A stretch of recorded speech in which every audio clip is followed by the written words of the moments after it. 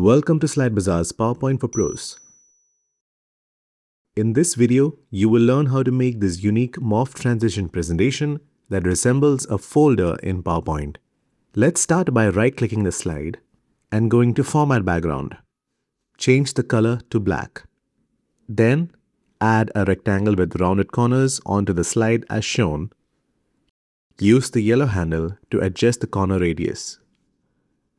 Then we'll also add one more rectangle with rounded corners, and we'll select them both, and in Format Picture, under Fill, select Picture or Texture Fill. And under Line, set Line as No Line. We'll also add some text as shown. After that, in the left sidebar, select the slide and duplicate it by pressing Ctrl+D. And on the duplicate, move the smaller rectangle as shown. You can also change the color of the rectangles if needed. Now keep repeating this for all slides.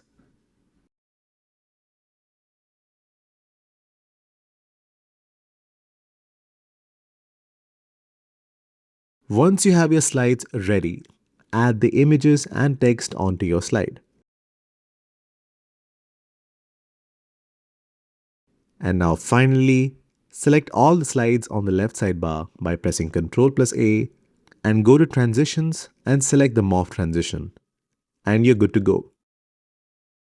Don't forget to check out our other videos for PowerPoint users and subscribe for more videos like this.